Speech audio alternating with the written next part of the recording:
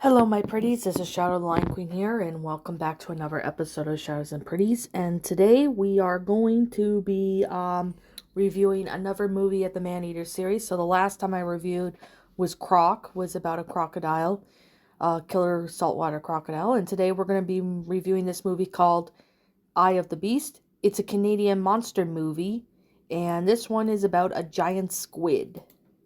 Yep, this one came out in 2007. So apparently, this is mainly about a young scientist who goes on a small fishing town to find out why fish are so plentiful and ends up fighting against a giant squid living in Lake Winnipeg. So, anyways, I'm going to talk about this movie and explain what the plot is about so you guys know what the plot is about and stuff. So basically, this is about Robbie and Chrissy are enjoying a date off of a fictional fells on island in Lake Winnipeg in a small speedboat. While kissing, a huge tentacle slithers up to their boat and wraps into Chrissy's leg. She panics and Robbie falls overboard. More tentacles emerge and crush the boat, pulling it underwater and tearing Chrissy apart. The next day, Chrissy's older brother, Will, impacted, stops to report her missing to Katrina or Cat Thomas, the acting sheriff for Fells Island. Later, Dan Leland arrives, having been sent from National Oceanographic Research Agency or NORA to investigate why fishes catches are plummeting. Cat introduced him to Captain Gunnar Forson, Dan's escort, and while he researches on the water, Gunnar dismay, his crew Geordie and Spider blame the First Nations fishermen and are openly racist about towards the Cree population and Cat, who is half native. Dan's boards and Gunnar's boat and the Freya, and they set out. So a family of tourists are walking along the beach.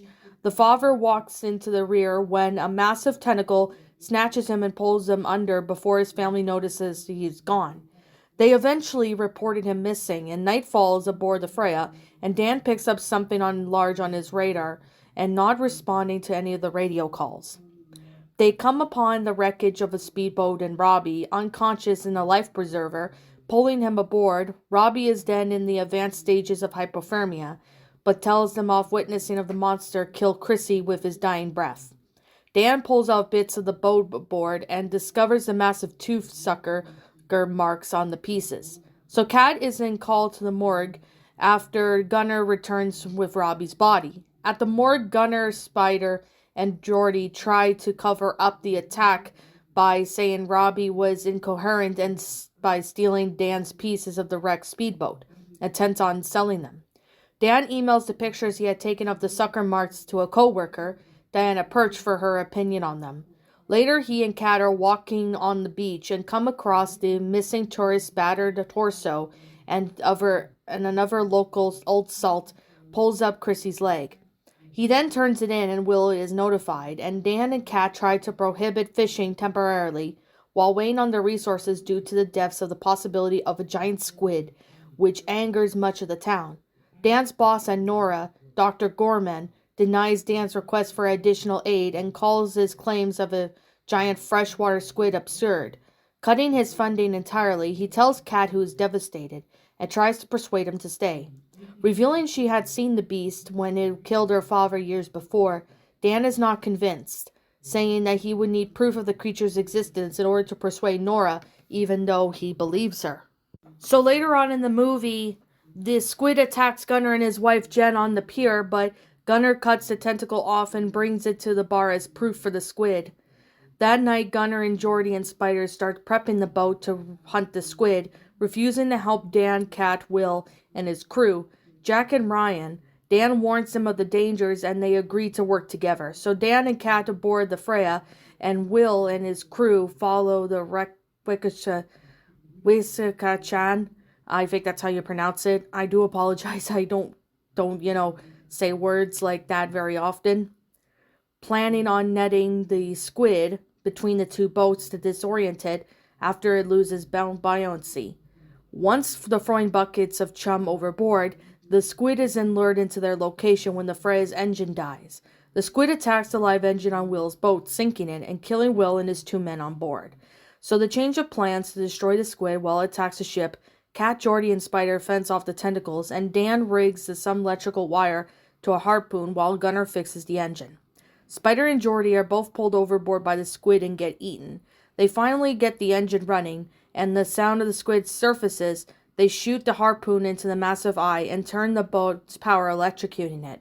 When Freya heads to the harbor as the sun rises, Dan and Kat talk about their future together, and that's how the movie ends.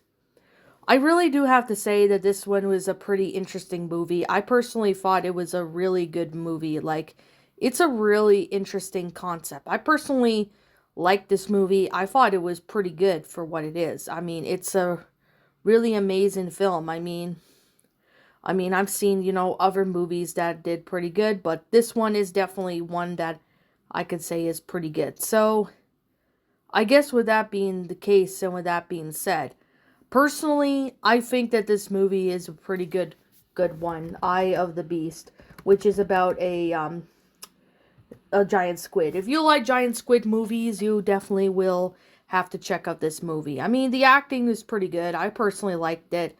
I do like the fact that, this movie talks about, a giant squid killing people. I thought that was pretty cool because, you don't get to see giant squids being, the killers very often. I mean, in some video games and movies, you probably do, but in this, you don't get to see this very often. It is the 7th movie of the Maneater series, so I do plan to review the other ones, which there is more. So yeah, there's going to be more of that. So anyways, with that being said and that being the case, like I said, this is simply my own personal opinion, and if you happen to disagree with me, that's perfectly fine too. We're all entitled to our own opinions regarding these movies. This is just simply my own personal thoughts. Now, if you don't like this movie, I respect your opinion. Anyways, with that being said and that being the case, what did you guys personally think of this movie? Did you enjoy it? Did you not? Also, what you have done personally help make this movie a lot better. Feel free to let me know what your thoughts are down in the comment section down below. As always, I'm Shadow the Lion Queen. Thank you so much for watching today's episode. And as always, if you want to go follow me on Blue Sky, follow me on Twitter, follow me on DeviantArt, and follow me on my backup channel known as Mr. Shigo, as links to those will be in the About page section. So you guys can go follow me on there. And as always, I'll be catching you guys all in the next video. Peace out. And like always, I'll see you all next time.